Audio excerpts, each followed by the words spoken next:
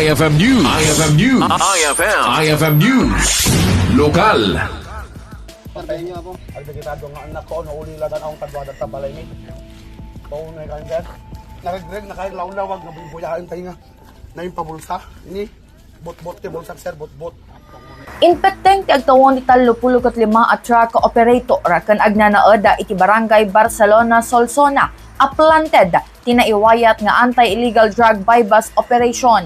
Segon iti subject, agin inanada idi kalaat nga da imasideg kanditan nga inpabulsada at ibasit a wallet a naglaon na iti maatap a droga kanda dumapay a gamit. Gapoy ti daytoy naiget ang naglikodan ti suspect at ti alegasyon kontra kenkwana agsipod tabut-but ti bulsana rason na saan naggapu kenkwana tinasao abanag. Awan pa ma'am, idakam ito yun ma'am. Nga ang nagubra at uray ming agbabats la.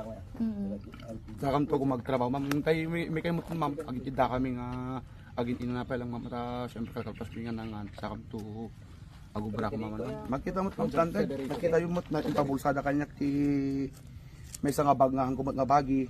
Tapos kamo dagat nga butbut na ti bulsak ma'am. So nga tanted nga talaga.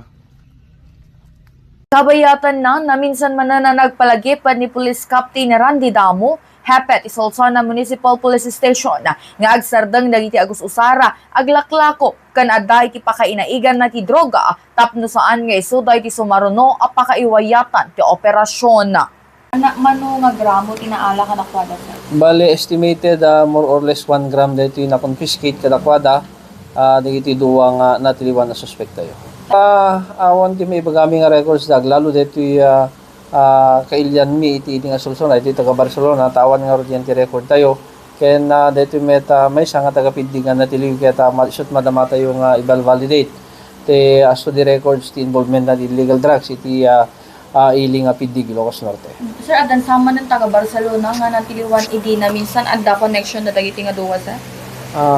Amen tayo dito ti amen tayo tata mambadet hantay yung mailinged no kabarangayan kita adala ti link ta dito.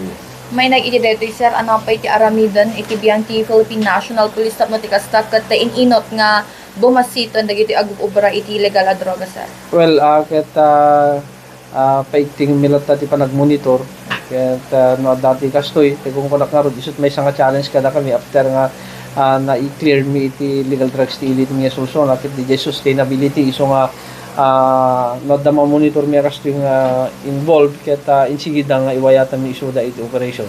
May palagip pa na restar ti duwa nga operator ti truck iti barangay Manalpak, Solsona. Kalpasan na kumpiskar ti nakurang nga may sa gramo ang mapapati a shabu.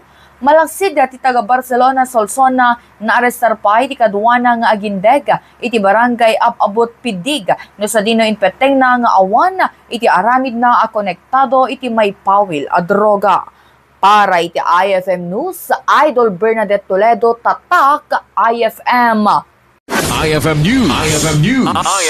IFM News. Lokal.